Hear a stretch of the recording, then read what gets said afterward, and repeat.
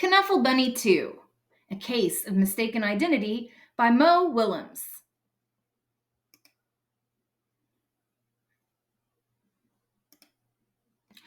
One morning, not so long ago, Trixie took a walk with her daddy. By now, Trixie really knew how to talk. Guess what I'm going to do? I'm going to show Amy, and then I'll show Meg, and then I'll show Margot, and I'll show Jane, and then I'll show Leela, and I'll show Rebecca, and then I'll show Noah, and then I'll show Robbie, and then I'll show Tashi, and then I'll show Casey, and then I'll show Connie, and then I'll show Parker, and then I'll show Brian, and talk, and talk. Trixie was excited because she was taking her one-of-a-kind Knuffle Bunny someplace very special. Come on! School!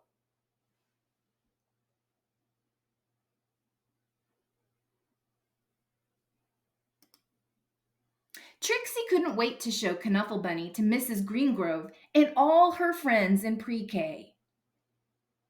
But just as her daddy kissed her goodbye, Trixie saw Sonia.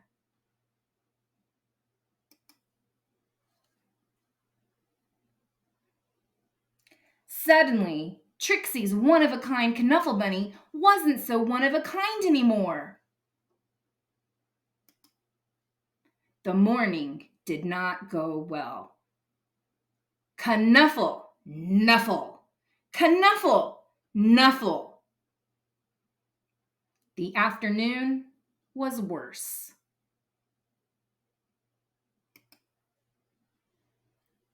When the school bell rang, Mrs. Greengrove returned the Knuffle Bunnies, and the day got better.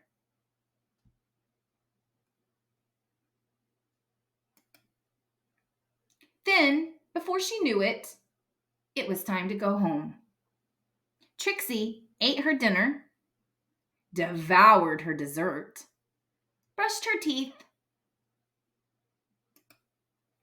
and tried to escape the mommy and daddy robots from planet Snurp.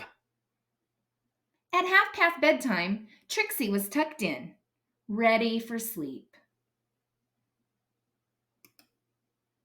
But a few hours later, Trixie realized something. Trixie marched into her mommy and daddy's room and said, "That is not my bunny." Trixie's daddy tried to explain what 2:30 a.m. means. He asked, "Can we deal with this in the morning?"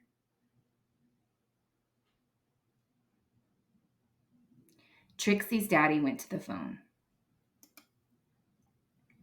Before he even made it down the stairs, ring! The phone rang. "We have your bunny," said a man's voice on the other end.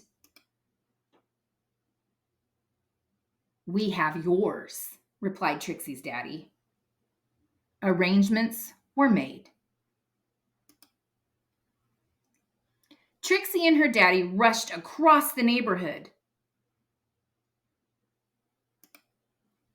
Trixie did not want to be late. Neither did Sonia.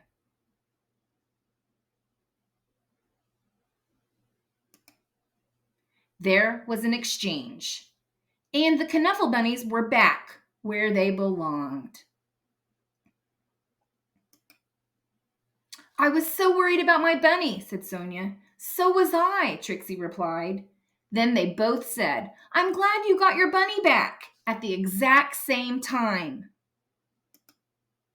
And that is how Trixie found her first best friend. Knuffle Bunny accepted, of course. The end.